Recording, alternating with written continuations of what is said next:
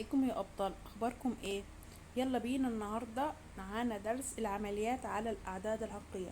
العمليات اللي هي عمليات الجمع والطرح وايه والقسمه والضرب وهكذا. طيب، اول حاجه عندي عمليه الجمع. بصوا بقى، لما يجيب لي مساله زي كده اتعامل ازاي معاها؟ بتعامل مع الجذر اللي ما هو ملهوش حل كأنه اكس، يعني بتعامل كأني انا بجمع اكس مع 3 اكس، لانه هو هيبقى ثابت معايا. طب انا بجمع ايه؟ بجمع المعامل مع المعامل. يعني هنا المفروض في واحد بس ما بكتبوش، يبقى 1 زائد 3 4. طب وجذر السبعة زي ما هو جذر 7. تمام. يعني مثلا زي برضو السؤال ده، هقول له ايه؟ المعامل هجمع المعاملات مع بعض، بس المعامل طبعا هاخده باشارته. يعني ازاي؟ يعني 5 زائد -3 هيساوي -2. -2 زائد -2 هتساوي 0. 0 ضرب جذر 3، لان خلاص احنا اتفقنا ان الجذر اللي هو ملهوش حل هتعامل مع انه كاكس وكثابت ثابت معايا. ايه؟ بجمع بس المعاملات بتاعته اللي هي قدام الارقام اللي بتبقى قدام الجذر. طب 0 في اي جذر بيساوي 0، يبقى الاجابه 0. تمام. مسألة تاني، مسألة زي كده برضو هجمع المعامل لل4 -2 وال5، وهنا المفروض -1 بس انا الواحد ما بكتبوش. طب يبقى 2 وسالب 4، 2 اطرح يعني 4 اطرح منها 2 هتفضل كام معايا؟ هتفضل 2. 2 دي اللي هتفضل معايا اجمعها مع ال5 هتبقى كده الإجابة 7. طب ال7 دي أطرح منها 1 تفضل 6، يبقى 6 جذر 5. تمام.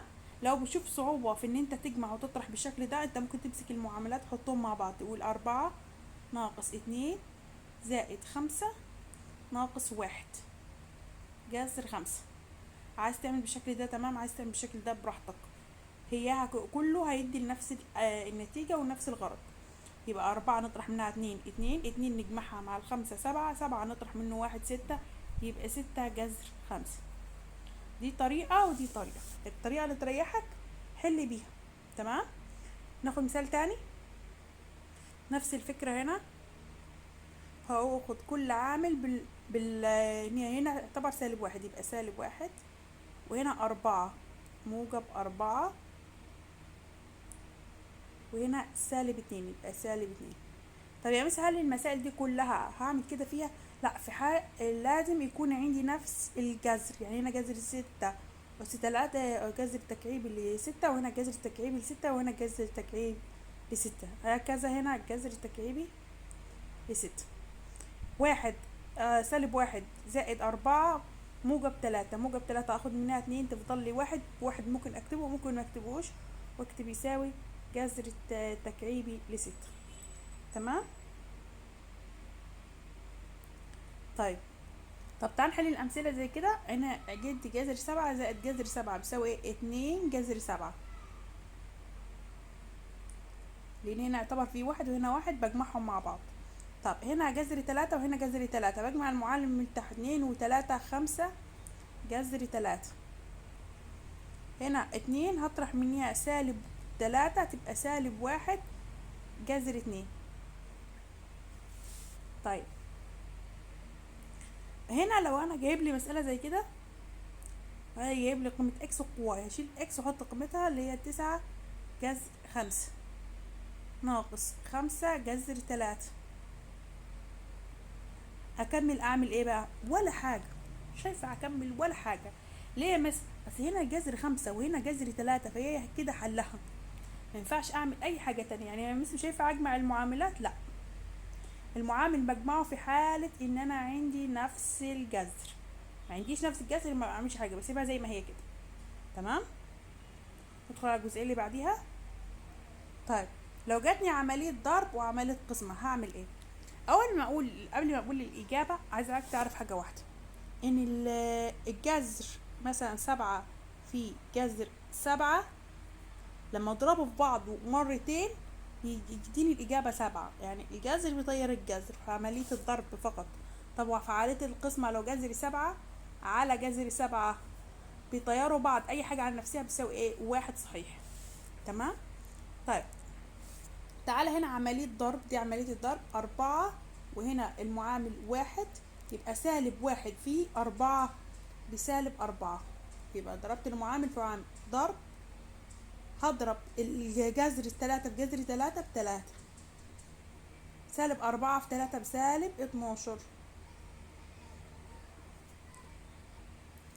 طيب الجذر 7 مع الجذر 7 يروحوا، و18 على سالب على موجب بسالب، و18 على 2 فيها 9. تمام. طبعا ده في الجذر التربيعي. في الجذر التكعيبي برضو لو انا جاب لي 3 أس 3 جذر تكعيبي في جذر تكعيبي 3 مرات مضروبة في نفسها 3 مرات، يبقى الإجابة بتساوي 3 على طول. الجذر التكعيبي بيضيره ان هو يضرب في بعضه 3 مرات، اما التربيعي مرتين بس. تمام. ناخد أمثلة تاني. جايب لي المسألة دي وجايب لي قيمة اكس وواي وزد، وعاوز أول حاجة اكس في واي، يبقى أنا هضرب اكس في واي، فهاخد قيمة اكس اكتبها 7 جذر 5 ضرب الواي قيمتها ايه؟ جذر 5. هضرب المعامل هنا 1 في 7 ب7، وجذر 5 بجذر 5 يبقى الإجابة 5. 5 في 7 ب35.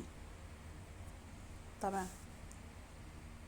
طيب بعد كده طلب مني اكس على واي. اكس اللي هي 7 جذر 5 على جذر 5. طب الخمسة وجذر 5 مع 5 جذر 5 يتفاضل لواحد، والسبعة هي اللي فاضلة معايا تنزل، يبقى الإجابة 7. طب هنا 2 اكس، يبقى هضرب الاتنين في 7 جذر 5 على جذر 5. تمام. طيب 2 في 7 ب14، يبقى 14 بضرب المعامل في المعامل على جذر 5. هنا جذر 5. طب جذر 5 مع جذر 5 يروح، يتفضل لي ايه؟ 14. تمام. طب بعد كده ايه تاني طلب؟ بعد كده طلب واي ناقص 3 واي مضروب ناقص 3 زد أس 3. طب أول حاجة 3 ضرب الواي اللي هي 5 جذر 5 ناقص الزد قيمتها ايه؟ جذر التكعيبي 2 أس 3 وبعدين أس 3 فوق. تمام. طيب أول حاجة 3 في جذر 5 بجد 3 جذر 5 ناقص الجذر التكعيبي اللي الأس 3 مع الجذر التكعيبي يطيروا مع بعض يفضل 2. تمام. هل في حل تاني؟ لا خلاص كده الحل واقف في الحدين كده، انا جبت الاجابه. ليه يا مس ما ينفعش اجمع الاثنين والثلاثه مع بعض واقول 5؟ لا، لان الاثنين هنا مش جنبيها جذر 5. انا بجمع بس لما يكون ان في جذور جنب بعضيها، يعني نفس الجذور موجوده هنا في نفس الجذور هنا. تمام. طيب نكمل ناخد فكره تانية. هنا بيقول لك 3 اكس، يبقى انا 3 هضربها في الاكس اللي هي قيمه الاكس اللي ايه؟ 7 جذر 5 ناقص 7 هضربها في قيمة الواي اللي هي جذر 5. هنا عملية ايه؟ عملية طرح عادية. 3 في 7 ب21 جذر 5، وهنا 3 في 7 في 1 لأن هنا المفروض في 1 يبقى ب7 جذر 5. 21 أطرح منيها 7 هتبقى كام؟ هتبقى 14 جذر 5. تمام. طب لو جاب لي 4 زد أس 3 على 2 واي أس 2 هعمل ايه؟ هقول له الأربعة زي ما هي واجيب قيمة الزد اهي اللي هي اس جذر التربيعي التكعيبي لايه؟ لجذر 2 أس كام؟ 3. اكتب هنا 3. تمام. هكذا هنا هعمل الواي الاتنين هنا، الواي قيمتها جذر 5 جذر 5 أس كام؟ أس 2. طيب أول حاجة الجذر التكعيبي طير الأس 3 طير الجذر التكعيبي، يبقى الإجابة 4 في 2. خلاص كده الإجابة هتطلع 2. والجذر التربيعي يروح مع الأس 2، تبقى 2 في 5. الاتنين هنا مع الاتنين هنا تروح، هتفضل معايا 4/5. تمام. تعال ناخد فكرة جديدة. أول حاجة أنا عايزة أعرف إن مثلا جذر 3 في جذر 3 بيساوي إيه؟ 3. طب لو أنا جبت جذر 9 بيساوي كام؟ بيساوي 3. طب ما ال3 دي هي ال3 دي، ايه الفرق؟ يعني جذر 9 هو بيساوي جذر 3 في جذر 3. ازاي يا مس؟ فهماني دي. انا هفهمها لك. بص يا استاذ، الجذر 9 ده انا في حالة الضرب بس، والكلام ده حالة الضرب فقط بيمشي الكلام اللي انا بقوله، حالة الضرب والقسم. لو انا عندي هنا تحت الجذر أس 9، ال9 دي حصل ضرب 3 في 3، فانا ممكن افردهم على جذرين. يعني مثلا لو جابني جذر 16 ممكن اعملها ال16 دي عبارة عن 4 في 4، فانا ممكن 4 في 4 دي اعمل لها جذر 4 ضرب جذر 4. فهمتوا بعمل ايه؟ هي اللي اجابة الجذر 16 كام؟ 4. طب ما 4 في جذر 4 في جذر 4 برضه ب4، نفس الناتج نفس الفكرة. طب ليه بتقول لنا الكلام ده يا مس؟ هنحتاجها في التبسيط، هحتاجها لما يديني كسر وعايزه ابسطه، هستخدمها في التبسيط. تمام. تعالى معايا كده وانا هفهمك اكتر. لو جاب لي جذور زي كده، كسور زي كده، وقال لي ضعه في ابسط صوره، تمام، واجعل المقام عدد صحيح، يبقى لازم ابسط واخلي المقام عدد صحيح. طب هاجي احل اول واحده، هقول له الجذر 9 ده عباره عن جذر 3 في جذر 3 على المقام جذر 3. طب ما جذر 3 مع جذر 3 يروح، تفضل الإجابة 3 جذر 3. طب كده يا مس خليت المقام عدد صحيح؟ أيوة، لأن مقام الجذر 1 ما بكتبوش. تمام، فيبقى كده عدد صحيح. طب المسألة اللي بعديها هو فيها ايه دي؟ بتبسط بس.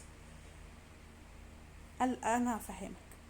هو ما تلقيتش فيها تبسيط، يبقى لازم أخلي العدد بتاعها يبقى عدد صحيح. طب العدد الصحيح ده ازاي اجيبه؟ هو انا الجذر ده عشان اخليه عدد صحيح لازم اضربه في جذر 2. طب انا ضربت تحت يبقى لازم اضرب فوق. تمام. طب يبقى 2 3 في جذر 2 يبقى 3 جذر 2، وجذر 2 في جذر 2 ب2.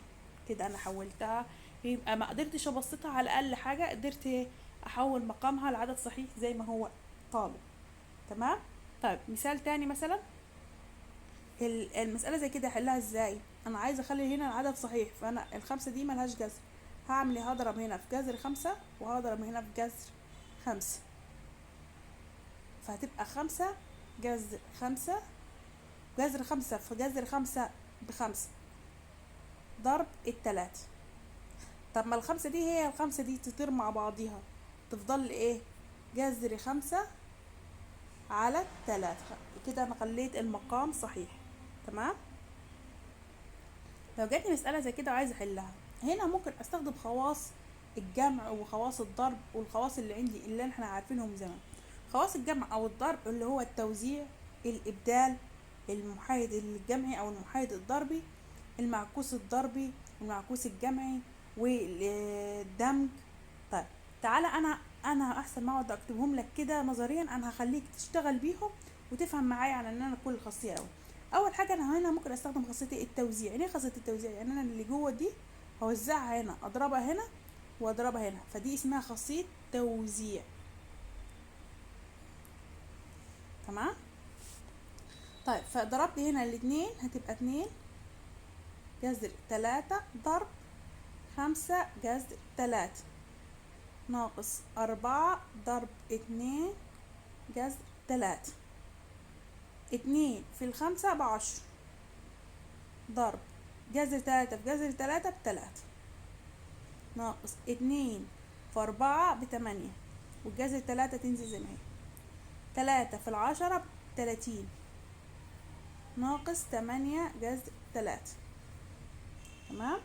هل كده انا عارفه اكمل؟ خلاص هي كده وصلت لنهايتها، كده المساله اتحلت، استخدمنا خاصيه التوزيع. تمام.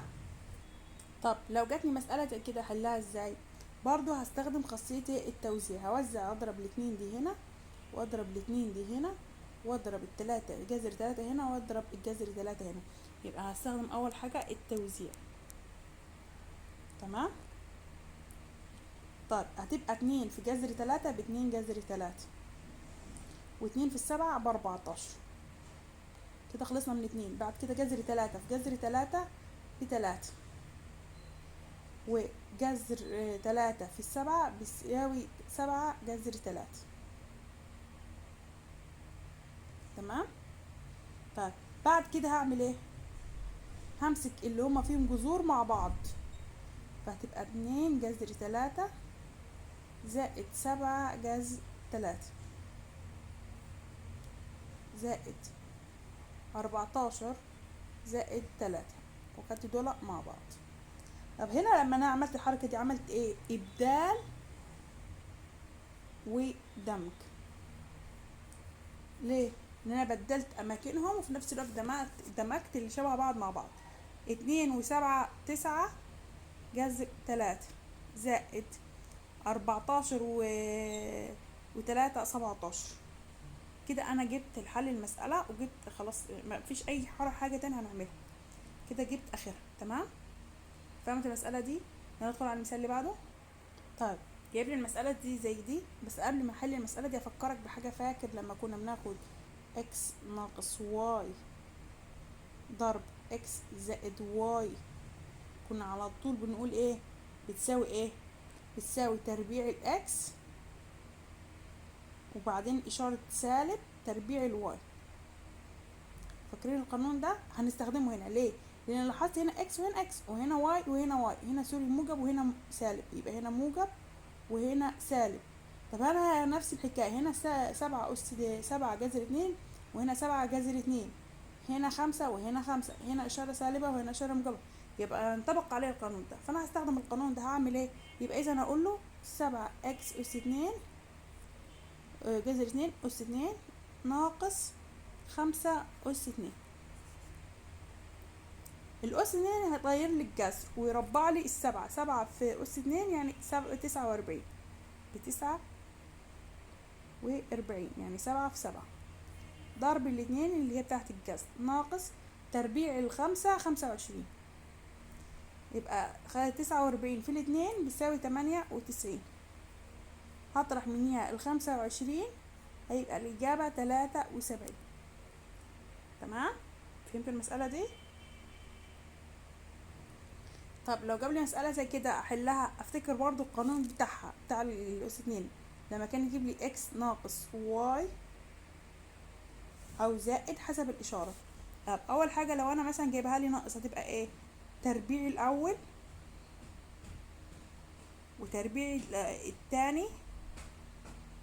طب وفي النص يعني باخد الاشارة الاشارة بتاعت اللي هو في النص، باخد نفس الاشارة. يعني هنا لو سالب سالب، لو هنا موجب يبقى موجب، هنا سالبة.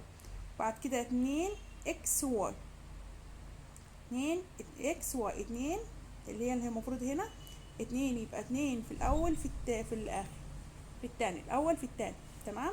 ده القانون المفروض اللي انا امشي عليه. هعمل نفس الكلام ده هنا. يبقى انا هربع 5 جذر تكعيب اس 2، اشارة هنا سالبة هتبقى سالب، اضرب 2 في 5 جذر 3 ضرب في 2. تمام. بعد كده زائد تربيع الاتنين 4 او تربيع السالب 2 تربيع السالب 2 4. طيب جذر التربيع يطير لي الجذر ويربع الخمسة تربيعها 25 في 3 كده ناقص 3 2 في الخمسة ب10، 10 في الاتنين ب20 جذر 3. وهنا السالب مع الأس 2 يطير، و2 أس 2 ب4. تمام. 3 في الخمسة في 25 ب75، 75. والباقيين هنزلهم زي ما هما. طب هاخد الأربعة مع 74، 75 هتبقى 79 ناقص 20 جذر 3. كده انا حليت المسألة، ما فيهاش اي حاجة تاني تتحل. اتمنى تكونوا فهمتوها، تكونوا وصلت بشكل كويس. ادخل على السؤال اللي بعده. حاول برضو ان انت وانت شغال ان انت توقف الشاشة تحل وتتأكد من حلك، وبعدين تعالى كمل معايا الشرح. لو جاني سؤال زي ده وقال لي اجعل المقاما عددا صحيحا، يعني عايز المقام هنا عدد صحيح وهنا المقام عدد صحيح، هعمل ايه؟ اول حاجة هنا ما ينفعش اضرب في جذر 2 بس، لان هنا عندي 4 في عملية طرح، فما ينفعش افصل الجذر 2 لوحده. فانا هعمل ايه؟ بحط المسألة زي ما هي. تمام. بعد كده هضرب في الجذر، عارفين البسط المقام اللي عندي، هضرب فيه تاني. هو بس ايه؟ هغير اشارته، يعني هو سالب يبقى موجب.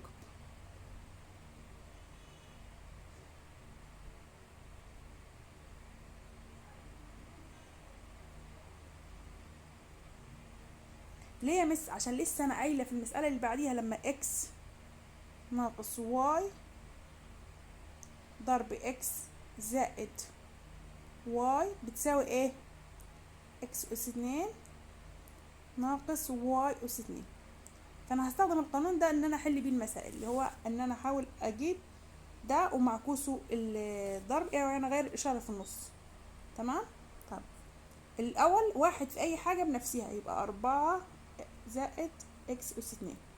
طب هنا تربيع الاول يبقى 4 اس 2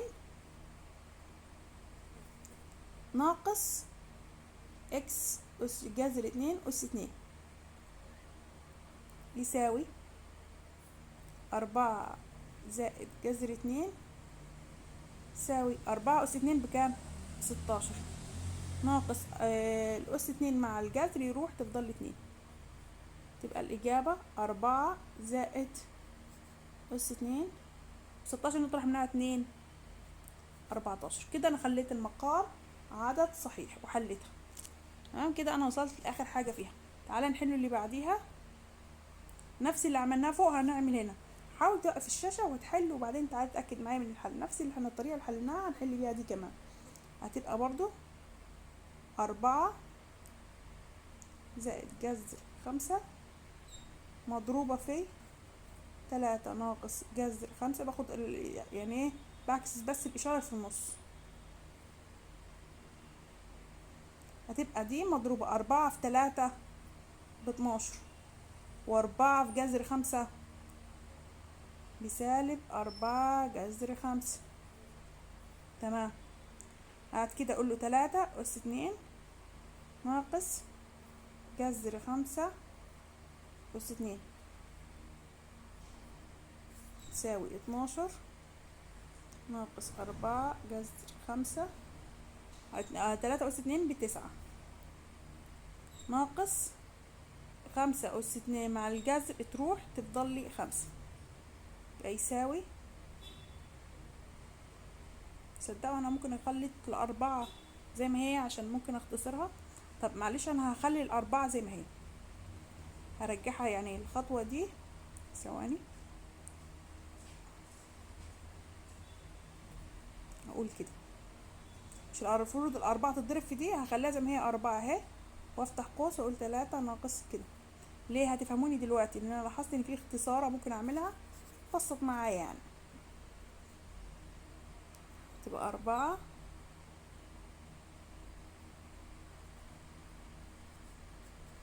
تمام اهي 4 3 ناقص جذر 5 9 نطرح منها 5 4. هي دي الاختصار اللي دلوقتي خدت بالي منه. 4 مع الأربعة فيها الواحد تفضل لي ايه؟ 3 ناقص جذر 5. كده انا حليتها. تمام. طب يلا نكمل باقي الأسئلة. لو جاني مثال زي كده برضه هحله بنفس الطريقة اللي كنت شغالة بيها، ان انا مثلا هيبقى 1 جذر 3 ناقص جذر 2 مضروب في جذر 3 زائد جذر 2 مضروب في 3 زائد جذر 2. ده زي هو ده، لان بضرب في البسط والمقام. واحد في اي حاجة بنفسها هتبقى جذر 3 زائد جذر 2. طيب بعد كده ده تربيع جذر 3 أس 2 ناقص جذر 2 أس 2. يساوي جذر 3 زائد جذر 2. 3 أس 2، هنا الجذر هيطير مع الأس وهنا الجذر هيطير مع الأس، تفضل لي 3 ناقص 2. 3 ناقص 2 1، يعني ما بتكتبش في المقام، فهتبقى 3 جذر 3 زائد جذر 2. بس كده أنا حليتهم، أتمنى أكون فهمتهم صح. تمام. لو جاتني مسألة زي كده وطلب من فيها المعكوس الجمعي والمعكوس الضربي في أبسط صورة، أول حاجة المعكوس الجمعي وانا بغير اشارته بس بيساوي ايه؟ سالب 2 جذر 5. طب المعكوس الضربي، المعكوس الضربي ان انا بعكسه، ده يعتبر مقام واحد، يبقى 1 على جذر 2. هل كده في ابسط صورة؟ لا مش في ابسط صورة. يبقى انا هعمل ايه؟ هعمل اللي انا كنت شغالة فيه من الصبح في الشرح، يعني ان انا هقول 1 على جذر 2، هضرب هنا في 2، فاضرب هنا في جذر 5 على طول، وهنا في جذر 5. طيب هضرب في الجذر 5 فوق وتحت، يبقى جذر 5 في الواحد جذر 5، جذر 5 في جذر 5 ب5، يبقى 2 في 5، يبقى جذر 5 فوق 5 في 2 ب10. كده هو في أبسط صورة، كده المقام عندي عدد صحيح. تمام. نفس الفكرة دي عايز منها المعكوس الجمعي والضرب. المعكوس الجمعي، المعكوس الجمعي بغير إشارة الأربعة، هتبقى -4، وغير إشارة الجذر تبقى موجب جذر 3. كده المعكوس الجمعي غيرت الإشارات. طب المعكوس الضربي بيساوي ايه؟ بيساوي 1 4 ناقص جذر 3. كده مش في أبسط صورة، هحطها في أبسط صورة. خلاص احنا عرفنا هنعمل ايه. هتبقى 1 على 4 ناقص جذر 3 ضرب 4 زائد، بعكس الإشارة بس، وهنا 4 زائد، يعني هنا حطيت دي نفس هي بس غيرت إشارته بس. خلاص احنا عرفنا ليه بنعمل كده. 1 في 4 ب4 زائد جذر 3. طبعا هنا لما 4 تبقى 4 أس 2 ناقص جذر 3 أس 2. طيب يساوي 4 زائد جذر 3. 4 أس 2 بكام؟ ب16 ناقص 3 مع الأس تروح الجذر تفضل لي 3، هتبقى 4 زائد جذر 3، 16 نطرح منها 3 13. تبقى كده الإجابة بتاعتها أنا جبت كده المعكوس الضربي والمعكوس الجمعي أهو. تمام. طب لو جاب لي مثال زي كده وقال لي متوازي مستطيلات أبعاده 2 وجذر 3 متر، 5 و3 وجذر 3 متر و3 متر، فأوجد حجمه ومساحته الكلية لأقرب متر. طيب أول حاجة اللي هي الحجم، اللي هو برمز له بحرف الفي، بيساوي ايه؟ الطول في العرض في الارتفاع. الطول في العرض في الارتفاع. ال رمز الطول، والاتش